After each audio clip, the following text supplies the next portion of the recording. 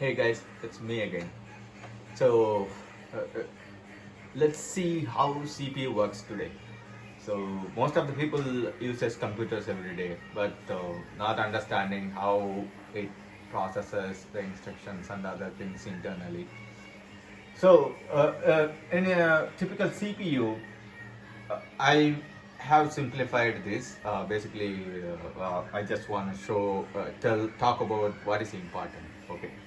So we have a clock, and we have three things like counter, register, and accumulator. And the clock's function is to fetch, decode, and execute. And we have something called RAM. So what does it hold is basically an address, and the value is nothing but the first four binaries are instructions, and the second four binaries are actual address of it actually.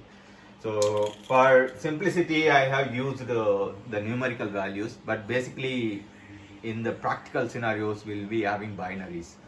For example, this 0000, that's going to be a binary. So let's talk about this. Let's take one example. If you're writing a counter, basically, uh, this clock, what does it does is it ticks. On each tick there is a fetch and decode and execute instruction is getting executed. So when you fetch, it goes to the memory address 0, and it says load the address 6. So what we have is actual value. Basically, um, okay, it should be 7 basically. So in the 7 address we have 7. So basically 1 actually.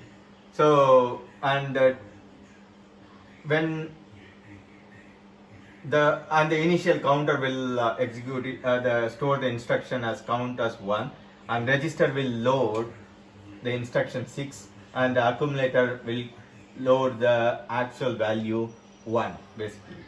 So on the next tick, it goes to the next instruction 1, and it says add 7.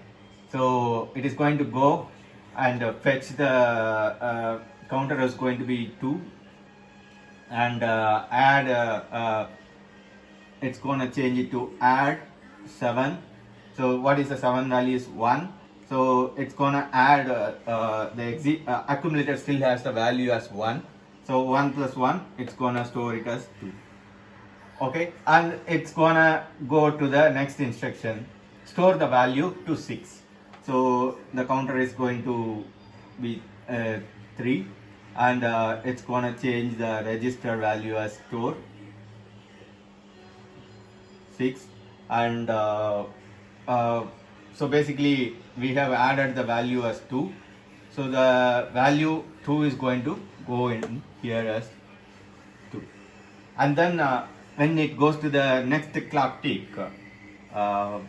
it goes to the jump instruction, jump to 1. So the counter again resets to 1, and then it is going, and it's going to change add 7. So the value is going to be 3, and the store. So basically for each clock, each instruction with the address value is getting executed. So each clock, 3 things like fetch, decode, execute, fetch, decode, execute, and one by one CPU executes it, and the results are stored into the memory space. So in a typical scenario, that is what you call it as a clock speed. Basically, the current CPU processing power is we can process of billions of instructions in a single second actually. That's how CPU works, and our main intention is to replace this CPU using quantum computing technologies, using qubits and other stuffs. But in order to do something different, we need to understand how things works currently. Thanks a lot. Stay tuned for more videos on quantum computing.